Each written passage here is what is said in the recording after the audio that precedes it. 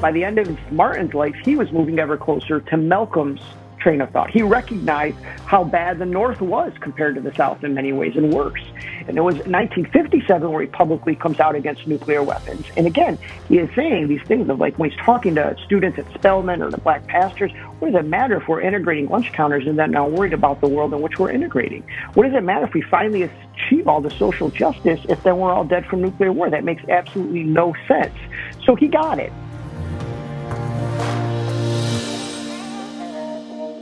Welcome to My Nuclear Life. I'm Shelly Lesher. Today on the podcast, I have Vincent Intondi, a professor of history and director of the Institute for Race, Justice, and Civic Engagement at Montgomery College in Maryland. I asked him on the show today because he wrote an eye-opening book, African Americans Against the Bomb, Nuclear Weapons, Colonialism, and the Black Freedom Movement. When I read Vincent's book, there was a continuing and overwhelming feeling of ignorance. There were so many times I was uncomfortable with the material, and I had to stop and reflect why that was the case. So although the book is not the longest I have read, it definitely took more time than expected because I was being exposed to material for the first time and actually learning a whole new aspect of an area I thought I knew. These were stories of people involved in movements and causes that I thought I understood. I hope our interview will be as eye-opening for you.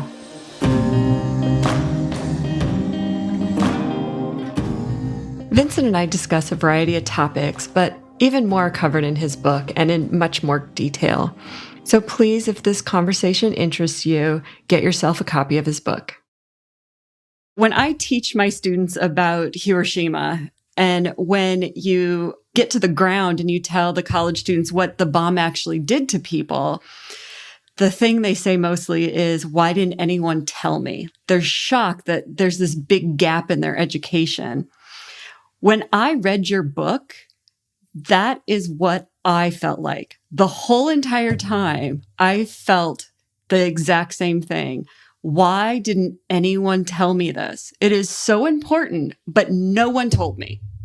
It's the idea that why didn't anybody tell me is something I usually get with a lot of my classes, even, especially my African American history classes. And at the end of the semester, a lot of my Black students will be angry and they will say, one, why didn't anybody teach me any of this until now? What if I never took this class? Why am I learning it from a white kid to boot? Like, why didn't I learn this in school, right? And so learning the truth about slavery and the Black Freedom Movement and learning the truth about the bomb are kind of the same thing, is that when we grow up, we are taught this one narrative of U.S. history. It's U.S. exceptionalism. We did nothing wrong. It's tunnel vision, memorization of a standardized test, and we're not supposed to think of that. And so when a lot of students say to me, why did I hear so much during World War II about the Holocaust, but I never heard anything about what happened with the bomb? And it's because with the Holocaust, we can say that wasn't us. That was the Germans that did this. That was the Nazis. We're the heroes in this. But the bomb, we would have to have a reckoning and say, no, that was us that did this. We started this whole process, right? Truman started this process. Slavery was us, right? We'd have to admit that. And so it's glossed over. And that is a big issue when we look at nuclear disarmament and why more young folks and voices aren't invested in this, is because it shouldn't take a freshman or a sophomore in my classes to first read John Hersey's book, Hiroshima, and have that aha moment of, wait a minute, this happened, and then learn that the bomb didn't end the war, and to learn that we could have ended the war sooner without the bomb, and then learn the role that race played in this decision. And so then they're sitting there going, wait a minute, I didn't realize any of this, because again, it's never taught. And yeah, there is that anger. And for me, with looking specifically at the role of race and African Americans against the bomb, I look at Black history as kind of this giant brick wall that I often talk about, and that for so long, the U.S. history has been written from the point of view of rich, white, racist males. That's the reality. Who wrote the books, who wrote the narratives. And so it wasn't until the late 1960s when you had the Black arts movement and you had Amiri Baraka, Sonia Sanchez, and Nikki Giovanni, and so many others that were students demanding to learn history from their point of view and saying, this is why we want Chicano studies, we want Latino studies, we want Native American studies and Black studies. And so there's still a lot of catching up to do of writing the narrative from the point of view of folks like this. And so in the last 10, 15 years, we have seen more great books and scholars write about the role of African Americans in international events. But for me, focusing specifically on nuclear issues was a giant missing brick in that wall to try to complete that narrative. And that's why I wanted to focus on that and put that brick in that wall. And hopefully if somebody is coming to this book because they're interested in nuclear studies and the peace movement, they'll learn something about so many in the Black community. And if somebody comes to this because they want to learn about Malcolm X or Lorraine Hansberry, then because of that, they learn something about nuclear disarmament, and hopefully both groups are educated.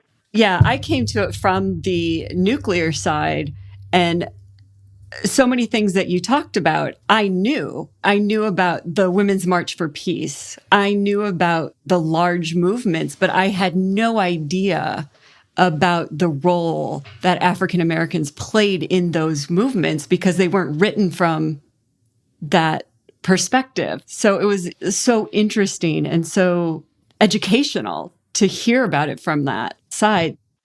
Martin Luther King Jr. is made out to be a one-dimensional figure almost, in that he only talked about civil rights. And in fact, it was a much larger and still is a much larger issue. And you really talk about that in the book. Yeah, the most radical part of Dr. King's life was largely the last year of his life to the date. April 4th, 1967 at Riverside Church is when he really formally comes out against the Vietnam War, in which he calls the U.S., quote, the greatest purveyor of violence in the world. And he dies literally a year later, April 4th, 1968. And so a lot of people look at that year, it's wiped out of the history books. And that's when he was doing his Poor People's Campaign. That's when he was involved in the union fight with sanitation workers. That's when he really starts criticizing capitalism and linking capitalism to race and to civil rights. It's more and more as he talks about the triple evils of militarism, capitalism, and racism and how they're connected. And people look at Malcolm X and they say, well, Malcolm, after he goes on the Hajj and he converts to Sunni Islam and he becomes Al-Hajj Malik al-Shabazz, he now starts saying that he was going to think a little bit differently about whites and how he had that broad opinion of them. And people go, oh, chalk one up for Martin. Malcolm was moving closer to his way of thought. And actually, they're wrong. By the end of Martin's life, he was moving ever closer to Malcolm's train of thought. He recognized how bad the North was compared to the South in many ways and worse. And so with this issue, what fascinated me is actually, it was a decade before 1967. It was 1957 where he publicly comes out against nuclear weapons. And again, he is saying these things of like when he's talking to students at Spelman or the Black pastors, what does it matter if we're integrating lunch counters and then not worried about the world in which we're integrating? What does it matter if we finally achieve all the social justice if then we're all dead from nuclear war? That makes absolutely no sense. So he got it. And as I write in the book, one of the reasons he did get it is because of his wife.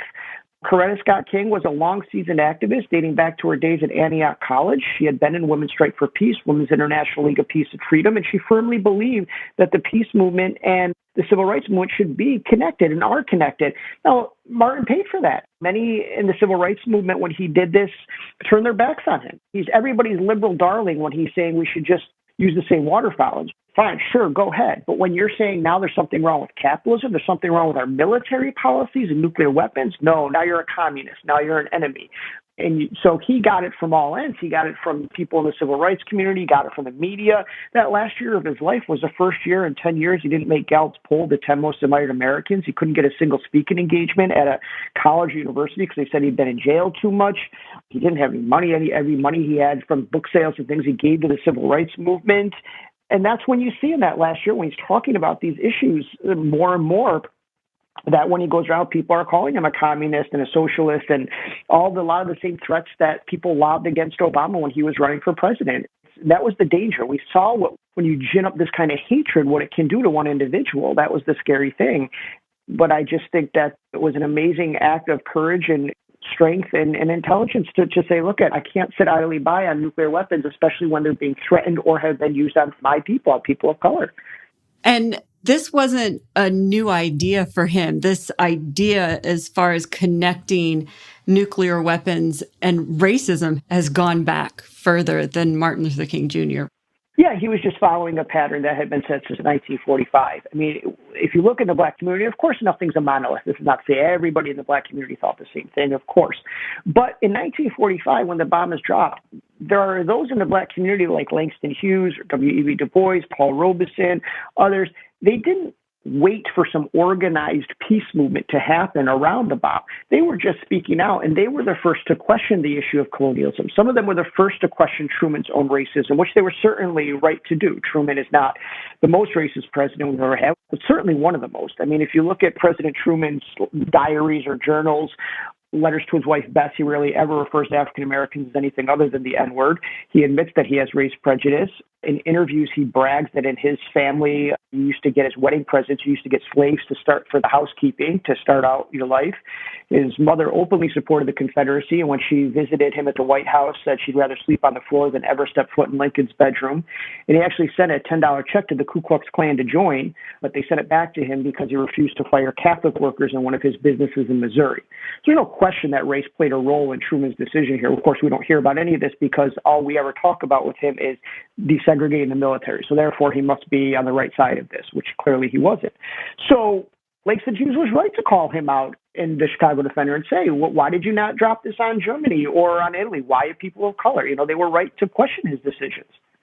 The argument there is that the bomb wasn't ready for dropping it on Europe. Right, but also understand that in 1938, when physicists split the atom and realized what is possible, remember, they came here to start that project to be used on Hitler in Germany. The thought process was that Hitler was working on a bomb project, not the Japanese. It was never intended to be used on the Japanese. And when Truman comes into office in April, he is told repeatedly that if you use this weapon, you will wipe out all of civilization. The entire world will be destroyed if you do this. All of humanity will be destroyed. He's told over and over again. In fact, when he's briefed on the first test, he describes it as, quote, the fire prophesied in the Euphrates Valley era after Noah and his fabulous ark. I mean, that's what he knows. This is not some naive person that doesn't know how bad it is. But also by April, Hitler is dead. And it wasn't the U.S., it was the Red Army. It was the Russians that did the yeoman's work of that war. Repeatedly, Stalin was asking for a second front, asking for help. And every time FDR wanted to go in, it was Churchill that said no, because Churchill wanted to focus on North Africa and not giving up any land or any of his colonies. So the bomb was not needed. We know that the bomb didn't end the war because after the bomb was dropped, the Japanese council voted. They thought there were 100 more. Tokyo was next, and they voted to keep the war going. It wasn't until the Red Army said they were coming in, the Russians were coming in, that they threw their hands up in the air because we had intercepted their messages. We know that they were looking to end the war before. They just wanted to keep the emperor. They just didn't want to have unconditional surrender. And most of our military, from Eisenhower to William Leahy to even Curtis LeMay, were all telling Truman, if you don't use the bomb, if you just work on the surrender terms, this war is over sooner. The idea that it saved 1 million lives because the Japanese would have fought to the death is nonsense, because we know that the Japanese were militarily defeated before then, from firebombing campaigns to island hopping. And our own War Department ran actually numbers on the status of the Japanese military. And if we went on a ground invasion, what would happen? And they estimated 93,000 casualties, nowhere near the million number. That came after John Hersey's book came out. So none of that holds up. Yes, as far as the numbers go, you can tell as time goes on that number just keeps getting bigger and bigger and bigger. Right. Absolutely.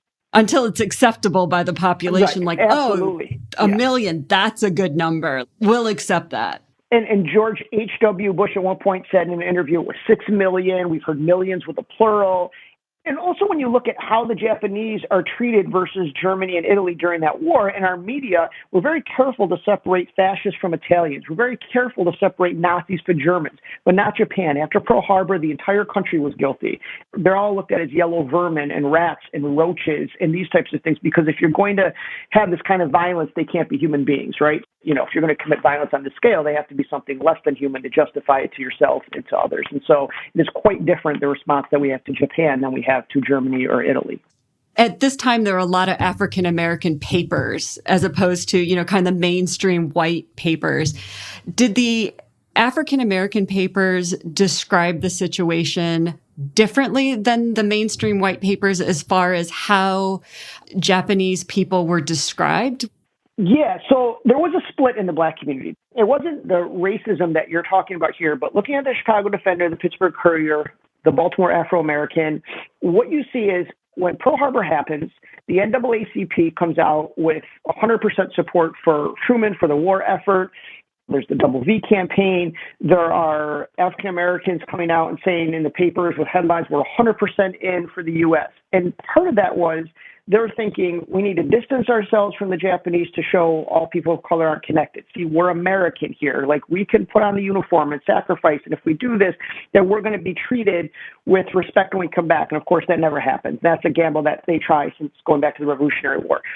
But not all, because the other part of this was before Pearl Harbor ever happened in the war in the Pacific, it was in 1935 when Italy is invading Ethiopia, it was Japan that came out publicly and said they were going to come to the defense of their colored brothers and sisters. And there were many pro-Ethiopian organizations in the U.S. that were looking at this and saying, oh, it's Japan, not the U.S., that's going to help our brothers in Ethiopia. People like Du Bois had already traveled to Asia and had been lionized over there and was writing about the culture over there.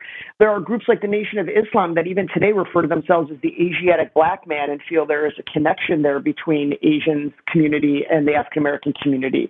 And then you had internment. And when internment happened, there were those in the black community that saw this and said, here's a group of people that committed no crime, but just because of the way they look, they're being put in these prisons. This could happen to us. And they actually start sneaking food and clothes into there to try to help them. And when the Japanese are relocated from internment, they're actually relocated, many of them, in Chicago. And they're in the same jobs and industries as African Americans and facing that discrimination and bonding there as well. So some of that relationship was already built in before Pearl Harbor happens. Now, the other piece is with Pearl Harbor, the hero of Pearl Harbor was Dory Miller, an African American man. And so what happens is when Pearl Harbor happens, the newspapers, the mainstream newspapers, are mentioning constantly all of the white Navy men that are injured or killed, but they never say who Dory Miller is. They just say every once in a while a black messman. And so the black newspapers start demanding, and people in the community start writing to the Navy and the government, letters to the editors, start demanding who this was. And then finally, the Navy puts it out that it was Doris Miller. And here was Dory Miller, who was a messman down below on one of the ships, and he hears what's happening, goes up on deck, teaches himself how to use the anti-aircraft machine gun, shoots down 4 or 5 Japanese planes, and then starts making trips to and from the land, making stretchers to save as many of these people as his white counterparts as possible. And so when his name is finally released, all the black press come out with Navy messman as a hero, Dory Miller's war hero, and they really want to use that as a way to say, see, we should have equality. We should be treated this way. Look at us. Look what we did. And yet still, they're being killed and victimized even in uniform. But yes, there was a split there, but definitely they weren't neither group was looking at it with the racism that you saw in the mainstream press towards the Japanese. Was there a difference then when the bomb was dropped and how the mainstream media and the African American papers responded? Definitely. The mainstream press was all about that the war was over, the bomb was justified, that they got what they deserved. Gallup ran a poll a week after the atomic bombing in which 85% of the American public agreed with Truman's decision to use the bomb. Roper ran a poll similar in which 22% of the American public wished that Japan hadn't surrendered so we could have dropped more nuclear weapons and killed more people. That's the one that I think epitomizes the hatred for Japan. Absolutely. I mean, at that time, the motto of the Marines was remember Pearl Harbor, keep them dying. I mean, General Joseph Stilwell wrote a letter to his wife in which he said, quote, when I think about how these bow-legged cockroaches have ruined our calm lives, it makes me want to wrap Jap guts around every lamppost in Asia. I mean, this was the common thread here. And so up until October of 1945, no more than 4.5% of the American people were questioning Truman's decision. And that wasn't the case, again, in the black press. Now, there were a couple different narratives in the black press. One was it started to come out about black scientists that helped in the bomb project.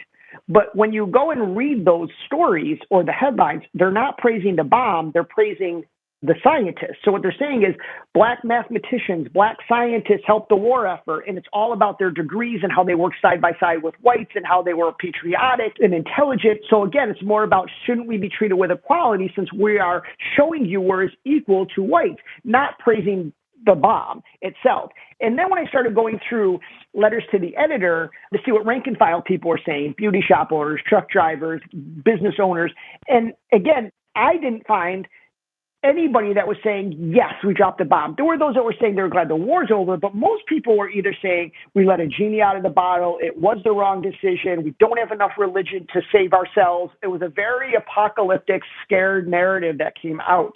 And I found the same thing reading Black pastors at the time, their sermons and what they were saying to their congregations. It was the same kind of thing. So I did not find in editorials, in letters, in columns, any kind of celebration of what Truman did. So it was much more reserved and much less hateful? Less hateful, and also it didn't take long in the Black press for the questions of why we did this and the protest to begin. I mean, the immediate protest came, of course, from the atomic scientists, the religious community, but immediately in 1945, you start to see Langston Hughes and others coming out and really questioning why we did this and how we go forward on this. And it didn't take the NAACP to call for disarmament. Well, the NAACP wavers on this. So they have a shift with Walter White. And when Walter White is running the organization, at first they come out against the bomb. They question the decision. They're in line with a lot of the early activism. What happens is when Truman puts down the Truman Doctrine, long before George W. Bush ever said with us or against us, it was Truman that put that line in the sand. And so when that happens, the Black Popular Front, groups that were deemed communist-inspired, the Council on African Affairs, groups like this, just fell mute. They were the worst thing you could be labeled was to be black and red. And so what happens is the NAACP makes a concerted effort. They shift on this issue, not all issues, but on this issue, they make the shift to the right. And they decide that to ally themselves with Truman will get them civil rights. And so let's make sure we're not labeled communists. So we're going to back the bomb. We're going to back the military. We're going to back what Truman's doing in hopes that this leads, again, to civil rights, which it doesn't.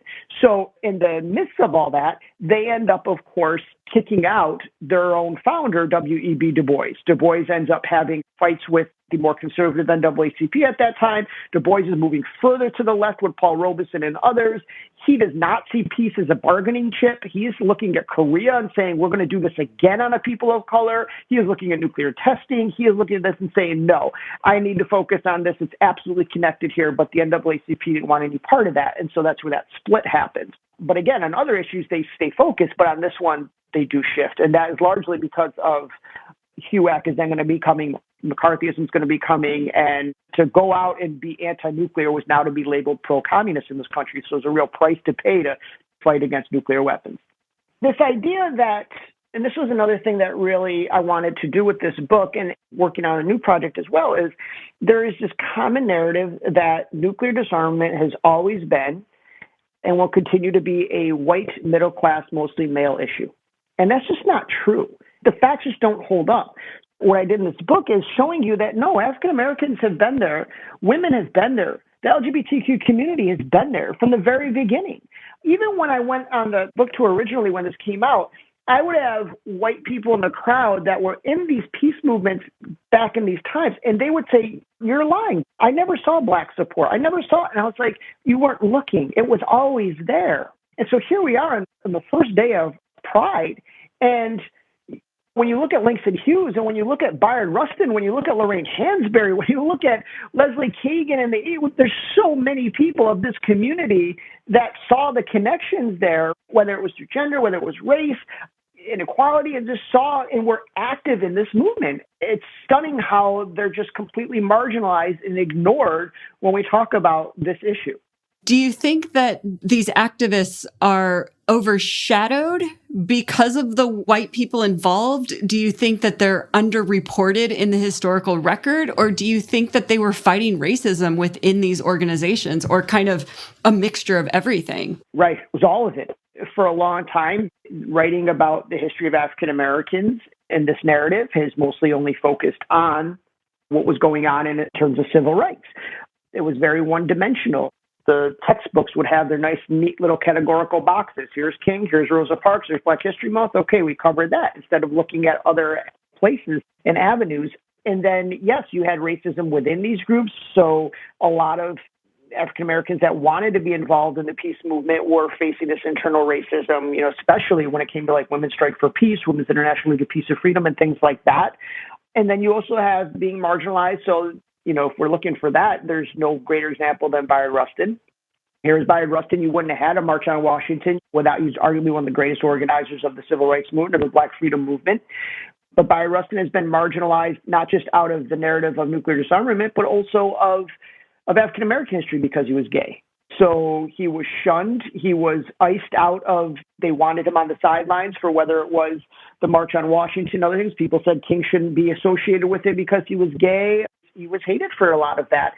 Yet here's Rustin, who is looking at all of this, and I write about what really comes in the late 1950s. That time period so pivotal of connecting this because in 1955, you had the heinous murder of Emmett Till in the summer of 55. And in December, Rosa Parks refuses to give up her seat on the bus. But then you have in the same year, the Bandung Conference in Indonesia, the first all-African Asian conference. And the platform there was against colonialism and it was for nuclear disarmament and against white supremacy. And in the late 50s, you had the Algerian independence movement. You had Ghana with Nkrumah rising to independence, and the French decided to be a nuclear power and test their first nuclear weapon in the Sahara in Africa. And the people in Ghana feared what that would do to their cocoa industry, what the nuclear fallout would do. And so it's Rustin who sees all of this happening and says, we need to connect all these things. I need to do something, and puts a team of activists together to try to stop the French test. But not everybody was in favor of that. When he goes to Africa and he's trying to do this, A. Philip Randolph writes to him and basically says, what are you doing? I need you here to work on the primary protests against Kennedy and what's going on here. We need to work on civil rights issues. What are you doing in Africa? And Rustin is saying to Randolph, don't you understand this is the most important work I've ever done? Don't you see how this is all connected, how colonialism's connected, and where the uranium is coming from, and now where nuclear weapons are being tested, and now if we're not free in Africa, we're not free here, and so on and so forth. He sees how these things are all connected. But again, when you ask students, there's no question that when I teach my course on civil rights, if I put up a picture of Rustin now, there are so many that will absolutely have no idea who he is, none. And it's a shame, especially when I teach this and his role in the civil rights movement, his role in the peace movement, because he goes back to the 1930s, and goes back to CORE and so on and so forth. And I can see students who are members of the LGBTQ community, their eyes light up like, I'm represented here. And so it matters. So to erase these people, so many people, when they study history, they try to find somebody they can identify with, somebody that looks like them or shares an ancestry with them or something they can find in common. And so to remove these people from the narrative is just so harmful in terms of, our students and then getting the story right. Absolutely. People are multidimensional and people care about multiple things. And to reduce them to one thing is harmful. Yeah, especially during that time. And then even now, the attitudes to what it means to be a man and manhood and these types of things. But yeah, it's a shame that writing now and looking at the June 12th, 1982 rally, I mean, there were certainly so many people that were helping to organize it. But when you look at the main organizers, they were gay. Leslie Kagan was the organizer. I went through the gay community news and different periodicals to read about different people, what they thought about the disarmament movement and how they were involved in the June 12th rally, how they were involved in the 1980s. And so a lot of these groups, they were still focused on these issues, but they just, different periods of history, like the 80s when it was so heightened about nuclear war, they just shifted lanes and said, we're invested in this, right? And we see that today. There's so many great activists in the nuclear disarmament movement that are in the LGBTQ community. And none of these things encapsulates one individual, but it's important that it's not looked at as just this white male-dominated movement in history, because that doesn't hold up. In the nuclear field, you have kind of two different tracks, right? You have the nuclear disarmament groups that are being much more inclusive, but then you have the arms control community, which is kind of starting to have a reckoning. Very much, yeah. Not being inclusive enough. And then you have to look at actually who does still hold the purse strings in terms of funding and things of this nature. And I won't lie, it's a struggle still to say, how can we get more diverses in? How do we get more people from the Black community, more African American students to care about this issue? And that's something I constantly work with different groups on because, you have to explain to them this is the most existential threat of their life in the nuclear weapons. But actually, it's not. For my students, the most existential threat of their lives is not being killed by the police on the way to school. That's really what they're scared of. So you're sitting there and telling these kids, They're working two jobs and taking a full load of classes and their student loans and helping their families out, and they're praying to God a racist cop doesn't kill them while they're driving. Oh, and by the way, I need you to make sure that we don't have nuclear war.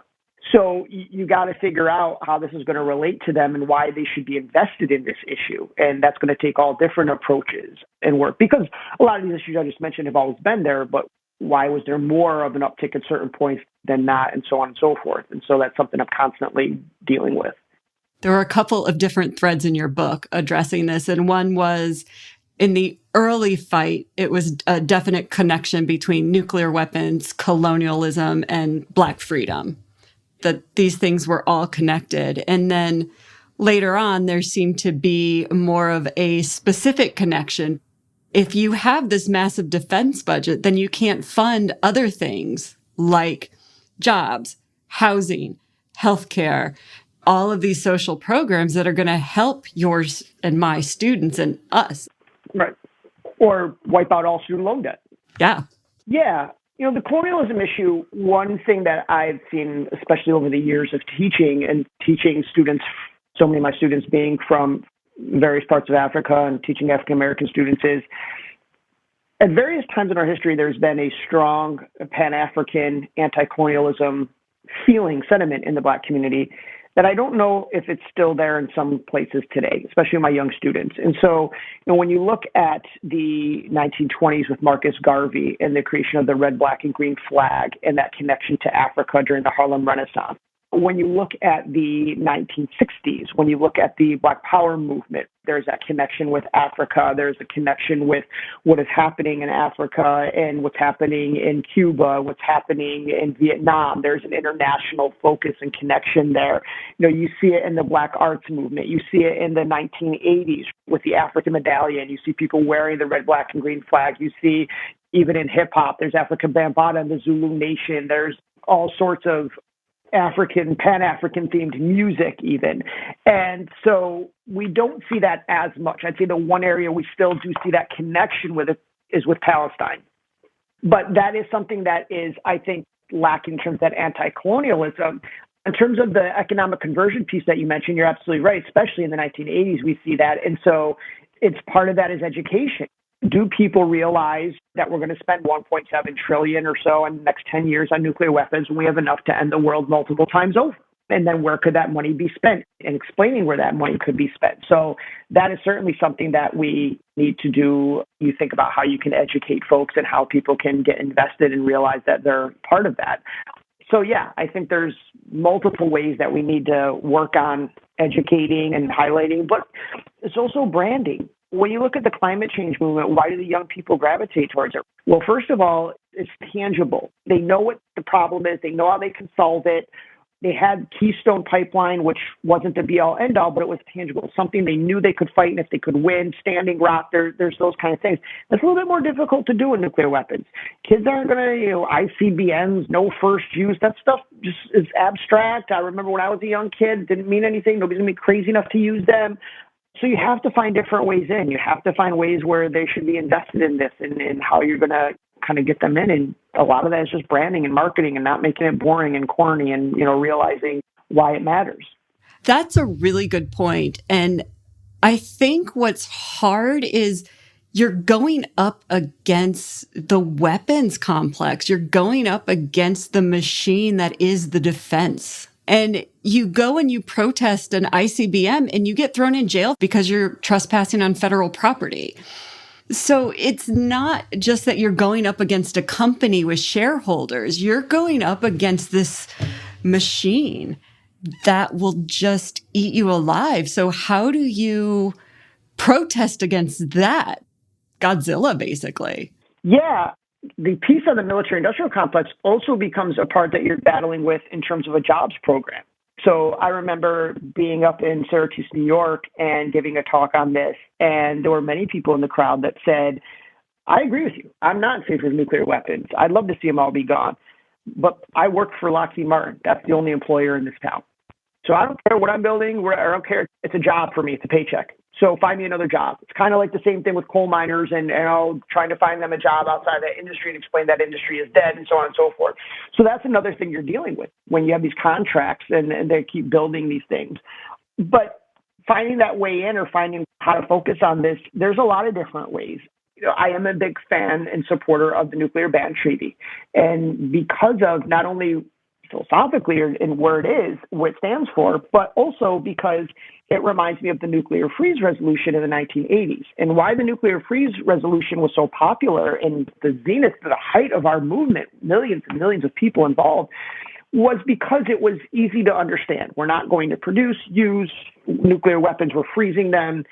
So you didn't need a PhD to understand it. You didn't need to be some wonk to understand it. And so people from all over could get it and say, we can get behind this, and we can pass resolutions, and we can get signatures, and we can be out in the streets for this, and we can make music about it. We could do all these things.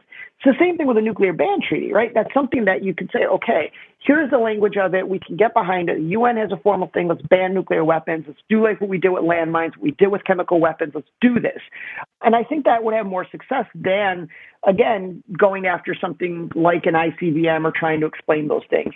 The other thing is you got to be creative. Why would students be invested? Well, I've had students that have said they didn't care about this at all, but they loved Malcolm X. When they read the story about Malcolm X in here, they were like, oh, he cared about this? Maybe I should care about this.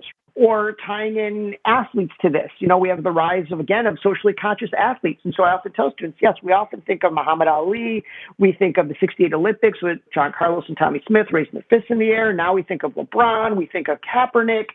But there were these athletes united for peace in the 1980s, who were together Russian and U.S. athletes that were focused on trying to get rid of nuclear weapons. So that's been there.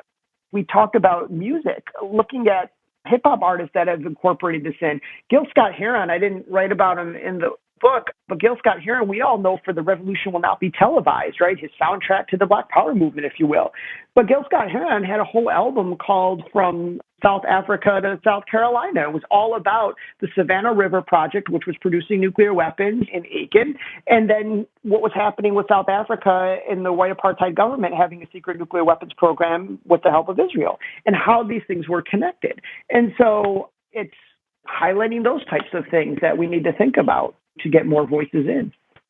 One thing about the nuclear-free movement is I think that shows what new ideas, what kind of fresh ideas young people can bring. And that's why it's important to get them involved, not just in the nuclear disarmament, but also in the nuclear policy, in the nuclear science, in everything. Yeah. And students can't either afford it to get these educations to go through it. The STEM culture doesn't do a good job in terms of trying to get more diverse voices. And when you have these conversations, the answer is always, we'll just have a pipeline. But the pipeline usually talks about college students or graduate students. And my thing is always, why don't we go earlier than that? So what if in middle school? What if in high school? Even younger than that, we identified students to start educating them on this, and maybe had a cohort even, and even said, like, let's say Union of Concerned Scientists or certain groups were saying, look, if you stay on this track, we're going to give you scholarships to go to college, and we're going to guarantee you a job when you get out. Price Waterhouse does that at Lemoyne College. If you major in accounting and you do well, Price Waterhouse guarantees you a job when you get out. It might be entry level, but it's employment when you get out. So imagine if we were able to do that in this industry. The other thing is we are always siloed in school with humanities and STEM.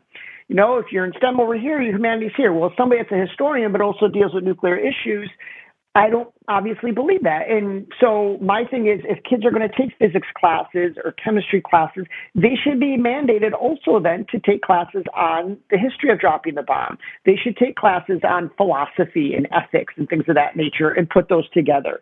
And we're not doing enough of that in our schools, right? It's just completely this way. But if we look at Da Vinci, we look at Einstein, we look at Steve Jobs, we look at all these geniuses, they always were doing both. They were always looking at the arts and they were looking at the science. And we don't do enough of combining those things. Do you want to just take over this podcast? Oh, God, absolutely not. I'm sorry. I'm talking too much. My apologies. No, you're not. But that is the exact pitch that I give about why I teach a liberal studies class in physics, because I teach that class in the physics department at my school. We talked a little bit about no first use, and it was actually Du Bois who first asked the U.S. government to announce a no first use policy. Yeah. I mean, to Du Bois, and it just seemed like a no-brainer. And the thing with no first use is if you go through that history, it keeps reappearing in speeches and in writings, even into Jesse Jackson. When Jesse Jackson ran for president in 1984, 1988, he had the most anti-nuclear platform of any of the candidates running, and no first use was just one piece of it. And he got millions of votes in the primary. He got a lot of votes when he ran in 84 and in 88. So yeah, it's kind of always, that no first use has always been there. Speaking of Jesse Jackson, he really doesn't get good press as far as the mainstream media goes, but he had a lot to say about nuclear disarmament and nuclear weapons as far as what he did on the campaign trail. Yeah, I mean, you have to be able to separate certain things. So Jesse Jackson certainly got negative press very early on when he was younger with how he went about trying to become the heir to King and how he went about with the blood on his shirt and then going on to a lot of things that were controversial. And then later on, there was this kind of vacuum of who was going to be the leader in the Black community, if you will, in these movements. And it was him and Sharp and others. But you have to separate that. And I'm just looking at their nuclear policy, what he was doing on this issue. And he was there. He was at protests and he was giving speeches and he was in the Black community talking about it. And he didn't shy away from it when running for president. So, I give him credit for what he was doing on this issue. It's the same thing with Obama. Probably the biggest criticism or critique I get when I'm talking, when I was doing the book tour, was about Obama, and people would say, well, you didn't talk about Obama's drone policy. You didn't talk about Obama's policy in the Middle East. And I would say to them, but I didn't write a book about his drone policy. I didn't write a book about his Middle East policy. I'm not saying I disagree with you on those things. I'm only looking at his nuclear policies, what he did or didn't do. And so, again, this was very specific that I was only looking at nuclear issues here. I couldn't get everybody in. This wasn't an encyclopedia of every Black person that ever said something about the bomb. And there are certain things that didn't get included, like I mentioned Bill Scott Heron, but also writing about the Savannah River Project and nuclear weapons facilities and the racism that went on there, I had written about Black veterans that were used as guinea pigs and we tested nuclear weapons on them. So things like that as well that aren't even in here that, no question, were part of this narrative. There's one thing I wanted to go back in time and talk about, which I hadn't heard of, which was led by the Black community, which was the Stockholm Peace Appeal. Could you tell me about that and how it was received in the U.S.? Yeah, so when the Truman Doctrine gets put in place and a lot of things are being silenced as far as criticizing the decision to use nuclear weapons, the Stockholm Peace Appeal comes out in the early 50s out of communist bloc nations. And so in the U.S., it was looked at as a communist front. It was looked at because, again, we have the bomb. The Soviets get it in 49. And then we developed the hydrogen bomb in 52. And then by 53, they do it and they caught us. And now the arms race is on. And so the Stockholm Peace Appeal came out of a peace movement coming out of Stockholm, obviously. And the peace appeal was very simplistic in its terminology of banning the bomb. And at this peace conference, Du Bois was there, his wife, Paul Robeson, his wife, others. They kind of formed this Peace Information Center focused on peace and nuclear weapons. And they take the peace appeal and say, let's see what we can do in the United States. Now, the peace appeal spread all over the world. It got over 60 million signatures. You had people in Brazil that were just using fruit and they were using their thumbprints and putting that on there for signatures, and it's spreading. Now, people that were naysayers of it are like, oh, well, a lot of the signatures came from communist bloc nations and it was propaganda. In the U.S., it was looked at as propaganda. But when you study it, first of all, I looked at it and you see here it is being focused on in the Black community, which, again, there's a real price to pay here. This is not change.org. It's not you just click a button and you sign a petition. People lost their jobs. They were deported. They were beaten. There were real consequences here for putting your name on this. And I saw that there were those that were in churches that were saying, I don't care if it's communist inspired. Like, that's not why I'm signing this. I'm signing this because I want to get rid of nuclear weapons. There were those that just heard of it and then they make up their own appeal and write the same thing and then they're passing it around. And it got over 2 million signatures in the Black community. People like Marian Anderson, people like Charlie Parker were signing it and giving statements saying, yeah, because I don't want my kid to grow up with nuclear weapons. And so it's pretty extraordinary that on the heels of the civil rights movement, when there's so much fighting they have to do for their own freedom and equality, that they're still willing to go forward forward and try to use this as a tool to try to not only eliminate nuclear weapons, but again, this is the Korean War now, and they're seeing the threats of using nuclear weapons in Korea and saying, we're not going to go through another Hiroshima again. This can't happen. But again, people pay a price for this, and the government really went after Du Bois and Robeson. I mean, Paul Robeson's life was destroyed as a result of what he was doing during this time period. HUAC went after him. They take his passport. And one of the people they actually used to try to bring him down was Jackie Robinson. That doesn't eliminate what Jackie Robinson went through and what he accomplished on the baseball field, but they knew if they could get one of their own to go after Paul Robeson and testify against him, it would really do damage, and it did. Now, Jackie Robinson regretted that later in life, but again, you can't kind of cherry pick what you know about people. You have to be honest, and that was something that really hurt Robeson. But yeah, there was prices to pay here. So Robeson went through the McCarthy trials? He didn't go through the trials, but they definitely had hearings about him and talking about how, because there was no question that he was close to the Soviet Union, and him and Du Bois were close in the Communist Party and things of that nature. And Robeson famously would march in all of the May Day parades with the labor unions, and he would always make disarmament statements at the May Day parades. And he was influential. Here was somebody that was brilliant and an athlete and a singer and an actor. And talk about somebody that's completely marginalized in our history. None of our kids hear about him. They have no idea who Paul Robeson is. And he's just a remarkable human being. So, yeah, there are a lot of these that their careers were destroyed. It's a shame what happened to him. I guess the Black community signed on to this, and there were a lot of labor unions that kind of signed on to this. Why didn't others in the U.S. like this Stockholm Peace Appeal? Was it just because it came out of the communist region and that China and Russia supported it? That was a big part of it, because when the start of the Cold War happens, we are rabid with anti-communism. If you think of the Hollywood films that are coming out, the media, it was the Red Octopus, the communists are going to rape your women, communists are going to take over this country, the Iron Curtain speech. It was all of this. You think about terrorism after 9/11, you just take out the word terrorism, put in communism, it's the same rhetoric. And so there was a real fear there, especially if you were an immigrant, but also, again, the paranoia that was there in the nuclear family and what it means to be an American at that time. And, that John Wayne mentality, and it bleeds into manhood. Him on one side and James Dean on the other with Rebel Without a Cause. You just look at the 50s and what the women's roles were expected to be. All of that ties in. And so, yeah, to put your name on this, to come out against nuclear weapons, to challenge U.S. policy was to say, one, you're siding with the Soviets, but the other piece was, we're being told if we don't have these weapons and we're not hiding under our desks and we're not building underground shelters, the Soviets are going to drop the bomb on us. They're the ones that we're good with, so we have to have them. There's also, again, we're only 5 years out from the atomic bomb being dropped. So there was still this idea, this narrative that we were right to do this, that the bomb is what ended the war. That brought my husband home. That brought all our troops home. So we were victorious in this. And this is what really gets us out of the Great Depression is World War II, right? So the economy is booming. And so this was the mentality all encompassing. So why would you want to go against our government and get rid of nuclear weapons and be this sitting duck to the Red Army and so on and so forth? And that was how they looked at it. And you really see the same kind of rhetoric in the 1980s.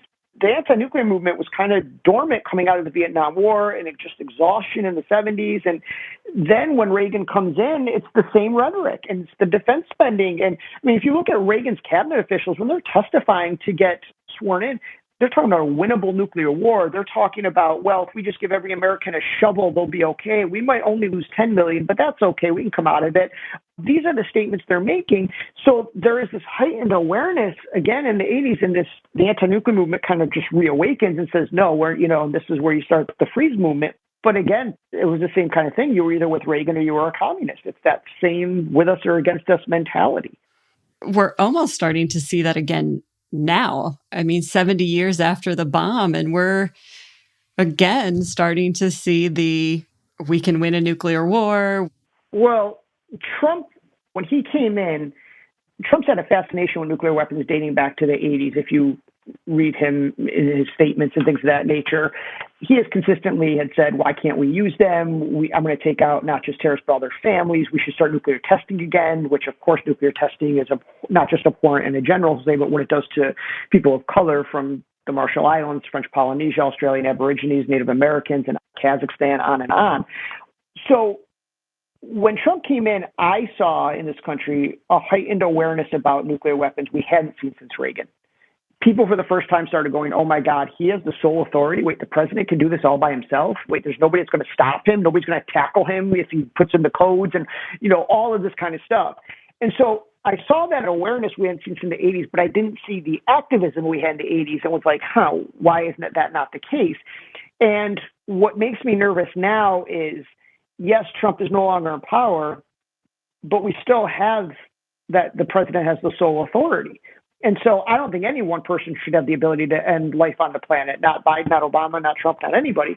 But the thing is that awareness that we had with Trump, there's been this kind of collective sigh of relief of, okay, we have somebody that's more normal and we have somebody that now is we trust with nuclear weapons, so it's okay. And that complacency is what scares me, that the issue is still there, that one man can still end life on the planet. You were able to trace Obama's interest in nuclear disarmament back to when he was an undergrad. So his interest in this goes back quite far.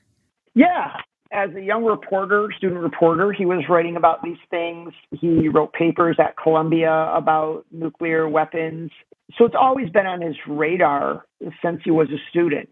And what you can see as an early on as a student is thinking about this issue, but also trying to put himself in other people's shoes, other countries' shoes. Why is this happening? These kind of things.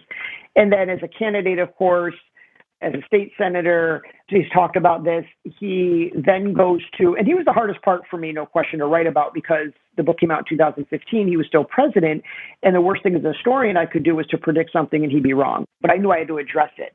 And so when he gets elected, he gives the Prague speech, not long after he gets elected, which I would argue outside of President Kennedy's commencement address at American University in June of 1963, the peace speech, this was probably the most anti-nuclear speech we had ever heard. Could you say what was in the Prague speech? So the Prague speech was kind of a sweeping speech about why we needed to eliminate nuclear weapons and offering specifics. It wasn't unilateral disarmament. It wasn't naive. He had never been like, hey, I'm just going to give them all up. But it was, in terms of his vision for a nuclear-free world. And wasn't that bombastic, jingoistic rhetoric from Reagan years. It was completely different. And he got the Nobel Peace Prize for what people thought he was going to do as a result of that. He didn't want the prize. He even said it was too premature for that. And he did do some things, right? He has the nuclear summits where he focuses on getting loose nuclear weapons, making materials out of terrorist hands. And that was incredibly successful. He gets material out of the Ukraine to make multiple nuclear weapons months before it falls into chaos, and other countries he does this with. And he gets the New START treaty signed with Russia. And the most important thing I think he did as president was, without firing a shot, got Iran to stop making a nuclear weapon. That was extraordinary. I used to take students when I was director of research for American University's Nuclear Studies Institute from 2009 to just a couple of years ago. I used to take students from around the country every year to Hiroshima and Nagasaki. August 6th, August 9th, we were there. We partnered with Fritz and Macon University. We would meet with atomic bomb survivors, go to the museums. We'd be at the ceremonies, et cetera. And I remember going the year Obama got elected, right after he got elected that year.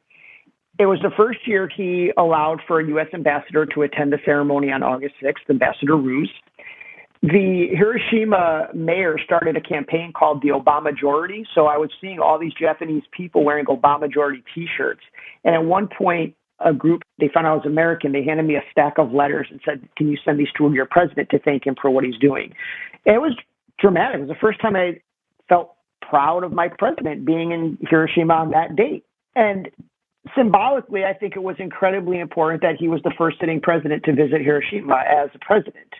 I won't ever forget being up the time difference at 3, 4 in the morning with an atomic bomb survivor on Skype and just crying because here was our sitting president now hugging atomic bomb survivors, going in the museum and talking about this issue. And, of course, some of the press, well, he didn't say officially he was sorry. And the survivor said we knew he was. It wasn't about that. It was about, again, never letting this happen again anywhere and what he was doing there and what it represented. Those things need to be applauded. Now, did he do everything I wanted? Of course not. Senator Kyle out of Arizona, the former senator, Republican, he had made it clear the New START treaty would not get ratified unless Obama signed on to the $1.7 trillion modernization plan. They held him hostage, so he did. He didn't get rid of no first use or hair trigger alert or eliminate as many nuclear weapons as I wanted. All true. But as I've also said, I don't necessarily put that all on him. I put that on us because he never said, yes, I can. He said, yes, we can. And if we wanted him to eliminate more nuclear weapons, then we should have done what we did in the 80s. We should have been 1 million plus in the streets demanding it. And he even said he needed, every president from Kennedy's nuclear testing ban to anything that we have gotten in terms of progress, healthcare, climate change, we've had to push our presidents. No president just acts, we push them. And any president worth their salt will know that and accept that. And so we should have done more during that time period. And it was a tricky one because not just on the nuclear disarmament issue, on a lot of issues during Obama years, I know me personally as an activist, I was kind of stuck in this middle ground of like wanting to defend the first Black president from all the racism that was coming his way from Republicans and obstructionists. So do I give him a pass, or is it my obligation to be out there pressing him on certain policies I disagreed with? And so there was that wiggle room. What do we do here? And this was no different. And I try to lay that out, what I think he didn't do enough of and what I think he deserves credit for in the book. With Kennedy, there was a lot of public pressure. There's the Baby 2 study, there's the marches, there's a lot of pressure over multiple years. He didn't just wake up one day and decide to sign the test ban treaty. I mean, there was a lot of public pressure, and none of that existed for Obama.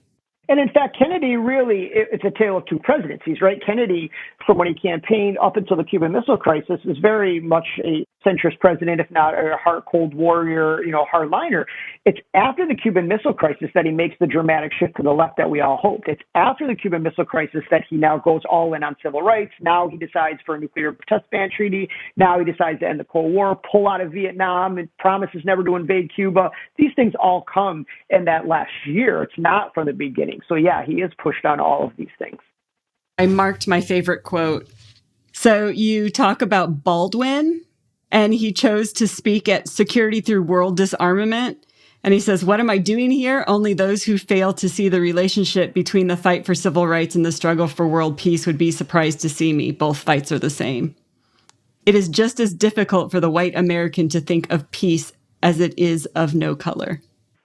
I love Baldwin, and people are rediscovering him with Black Lives Matter now. And of course, this part gets completely missed, so it's never talked about. But yeah, he got it. He knew how they were connected. And Malcolm, especially towards the end of his life, he was very clear that the issue wasn't about civil rights. It was human rights and this is where it fits in. Like, this is a human rights issue. The bomb doesn't discriminate. This is a human rights issue. And they got it. Thank you for listening to another episode of My Nuclear Life, and thank you to Vincent for helping me learn new material and grow as a nuclear scientist. To learn more about our podcast or send us an email, head over to our website, mynuclearlife.com. I would like to send out special thanks to our Patreons, whose generous support keeps our webpage up and running. If you would like to help, head over to patreon.com, where we post extended conversations with our guests and send out exclusive merchandise. An easy way to support us is to leave us a review wherever you listen to this podcast, or leave us 5 stars. In addition, you could tell a friend to listen. Until next time, I'm Shelly Lesher, and this has been My Nuclear Life.